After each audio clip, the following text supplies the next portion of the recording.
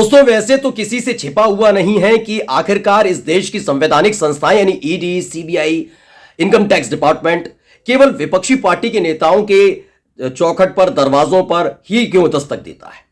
क्यों उनके यहाँ छापेमारी की जाती है? क्यों उनसे ही सिर्फ पूछताछ की जाती है? क्यों ही उनकी गिरफ्तारी की जाती है? ये जानने की अब जरूरत नहीं है, कोई रॉकेट साइंस बचा नहीं है। और वो भी चुनाव का दौर हो, तब ये गिरफ्तारियां, ये जांच, ये पूछताछ बड़ी तेज रफ्तार से की जाती है। यही काम झारखंड के अंदर हेमंत सोरेन के साथ करने की कोशिश की गई। अपने आका के आदेश पर ईडी और सीबीआई के अधिकारियों ने जो किया, उसका खामियाजा भुगतना पड़ रहा है उनको, क्योंकि हेमंत सोरेन ने ऐसा दांव चल दिया कि दिल्ली में बैठे भारतीय जनता पार्टी के तमाम नेता भी थर-थर कांपने लगे। आज मैं एक एक तस्वीर आपको दिखाने जा रहा हूं कि हेमंत सोरेन की गिरफ्तारी तो की गई, लेकिन हेमंत सोरेन ने भी साबित कर दिया वो झारखंड के मुख्यमंत्री है। झारखंड में भाजपा का कोई बहुत बड़ी हवा, आंधी, तूफान नहीं चलता। ये झारखंड है बाबू, ये झारखंड में हेमंत सोरेन, शिबू सोरेन और इन सब की तूती बोलती है। उन्होंने बता दिया है कि नीति नियम अगर दिल्ली में बैठे लोग जानते हैं तो नीति नियम उनसे बेहतर झारखंड में बैठे हेमंत सोरेन जानते हैं। ईडी के अधिकारियों के पसीने छूटे। नमस्कार, मैं हूं प्रांजल गौतम और आप देख रहे थे द कंटेंट।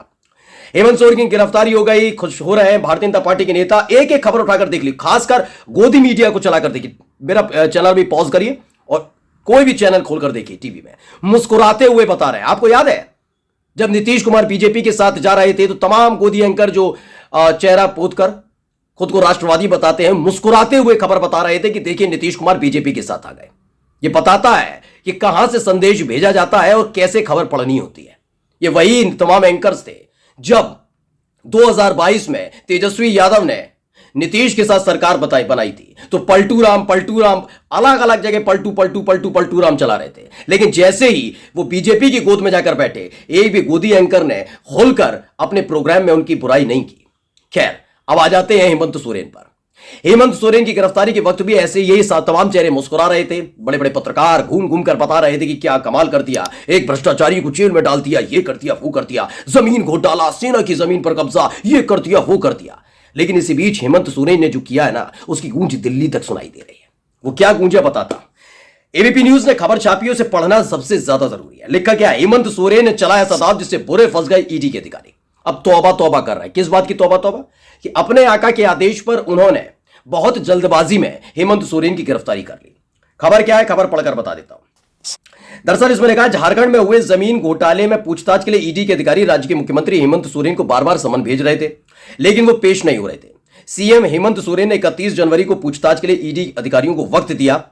31 जनवरी को पूछताछ के लिए ईडी के अधिकारियों को वक्त दिया। उनसे पूछताछ के लिए ईडी के अधिकारी मुख्यमंत्री आवास पहुंचे तो कयास लगाए जा रहे थे कि ईडी उन्हें गिरफ्तार कर लेगी। ईडी की बता रहा हूं मैं। हालांकि पूछताछ खत्म होती और गिरफ्तारी की नौबत आती, उससे पहले ही हेमंत सोरेन ने उस कानूनी दाव चल दिया जिसकी उम्मीद किसी को नहीं थी। इसका नतीजा यह हुआ कि हेमंत सोरेन की गिरफ्तारी से पहले ईडी के अधिकारियों की ही गिरफ्तारी होने की नौबत आ गई।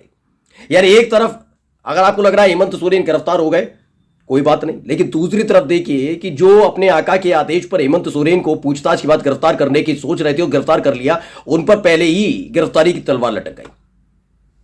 यह बहुत बड़ी खबर है आज की। हेमंत, बिल्कुल मैं आज भी इसको गलत नहीं मानता, इसलिए नहीं मानता, जिस टेक्निक के साथ, जिस कानूनी दाव पेच के साथ, जिस ताकत का इस्तेमाल करते हुए दिल्ली में बैठे बीजेपी के नेता अपने विपक्षियों को, अपने विरोधियों को जेल की सलाखों के पीछे ठूसने का काम कर रहे हैं, तो ऐसा अधिकार विपक्षी पार्टी के नेताओं को भी है जो अपने अपने राज्य में संवैधानिक पदों पर बैठे हैं, मुख्यमंत्री पद पर बैठे हुए हैं।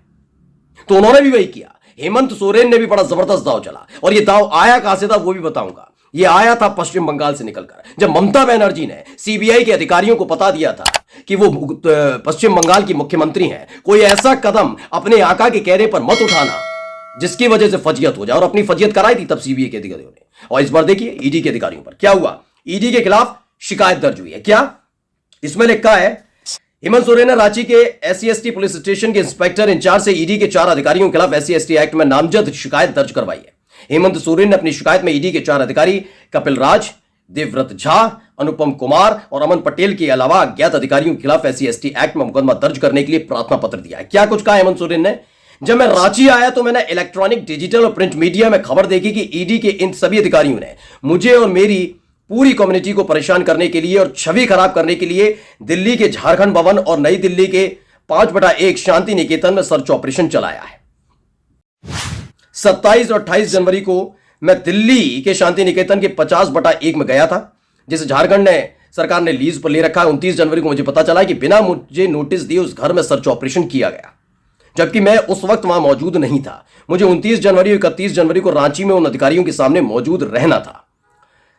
इसमें बताया गया कि गाड़ियां जब्त कर ली गई, कैश जब्त कर लिया गया, तमाम चीजें बताई। हेमंत सोरेन का कहना है कि जब मैं वहां मौजूद ही नहीं था और बिना सर्च ऑपरेशन के, मतलब नोटिस भी नहीं लाया आप, तो अब भी आपने ये सब कैसे किया? इसके तहत उन्होंने SC/ST एक्ट के तहत मुकदमा दर्ज करा दिया है। और जिन अधिकारियों के खिलाफ मुकदमा दर्ज कराया ना दोस्तों, वो पसीना पसीना हो गए। कैसे हो गए? क्योंकि बीजेपी के तमाम नेता अलग अलग तरीके से बता रहे हैं कि हेमंत सोरेन ने जो किया वो गलत है। दरअसल मैं आपको एक ट्वीट दिखा रहा हूं। ये डॉक्टर निशिकांत दुबे हैं। खैर इनको तो आप पहचान ही गए होंगे। राम मंदिर की प्राण प्रतिष्ठा का मामला चल रहा था। शंकराचार्य जब विरोध कर रहे थे तो यही थे वो बीजेपी के होनहार सांसद निशिकांत दुबे, जिन्होंने बताया था कि मोदी जी तो खुद शंकराचार्य हैं। सोचिए, ये वो हैं। तो अब किस स्तर के नेता हैं, क्या सोचते हैं, क्या विचार है इनका, आप समझ सकते हैं। तो निशिकांत दुबे ने इसी मामले को लेकर, जो SC/ST एक्ट के तहत मामला दर्ज कराया गया हेमंत सोरेन की तरफ से ईडी के अधिकारियों के खिलाफ, उसको लेकर एक ट्वीट किया। और क्या लिखा है? मुख्यमंत्री हेमंत सोरेन जी ने डायरेक्टर ईडी के अधिकारियों के ऊपर अपने ST होने का हवाला देकर केस दर्ज किया। मुख्यमंत्री जी, SC/ST का कानून ना आपने पढ़ा ना आपके अधिकारियों ने, किसी कीमत पर आप केस दर्ज नहीं कर सकते। मूर्खता की पराकाष्ठा देखना है तो झारखंड आइए। सुन लीजिए झारखंड वासियों, सुन लीजिए क्या लिखा है निशिकांत दुबे ने। झारखंड की बता रहे हैं कि मूर्खता की पराकाष्ठा देखनी है तो झारखंड आइए। सुन लीजिए, क्योंकि बौखला गए, बिलबिला रहे। आप ये मुझे बताइए, निशिकांत दुबे जी ने बहुत शानदार तरीके से कानून की परिभाषा दी। मुझे इतना बताइए कि और जो तमाम नेता इस समय महाराष्ट्र के अंदर, आपने देखा ही होगा, अजित पवार के खिलाफ कुछ क्यों नहीं बोलते हैं आप? हैं? उनके खिलाफ कुछ नहीं बोलेंगे। पश्चिम बंगाल के अंदर जितने भी TMC के नेताओं को आप पानी पी कर कोसते थे, जब वो आपकी गोदी में आकर बैठ गए थे, आपकी पार्टी में शामिल हो गए थे, उनके खिलाफ क्यों नहीं फाइल खुलती है?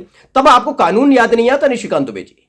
लेकिन जैसे ही हेमंत सोरेन ने बिल्कुल मोदी शाह वाली स्टाइल में इनको जवाब दे दिया, तो उनकी बौखलाहट देखने को मिल रही है। ये बता रहे हैं कि हेमंत सोरेन तो कर ही नहीं सकते SC/ST एक्ट के तहत मुकदमा। ये बता रहे हैं कि उनकी कोई हिम्मत नहीं है वो कर पाए।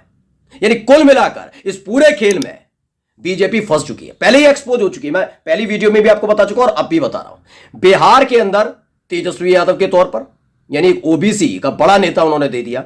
दूसरा, राष्ट्रीय स्तर पर आदिवासी नेता के तौर पर कितना ही प्रचारित करते रहे, झूठ बोलते रहे, लेकिन हेमंत सोरेन के तौर पर एक बड़ा आदिवासी नेता इन्होंने खुद ही पकड़ा दिया है पूरे देश को कि लीजिए, ये गिफ्ट दिया है मोदी और शाह की तरफ से, गिफ्ट है देश की जनता को कि हेमंत सोरेन जिसे झुकाने के लिए इन्होंने सब कुछ दांव चले थे 1.5 साल के भीतर, वो काम नहीं कर पाए। और आखिरकार क्या हुआ? आखिरकार हेमंत सोरेन गिरफ्तार हुए और एक बड़े राष्ट्रीय नेता के तौर पर उभर आए।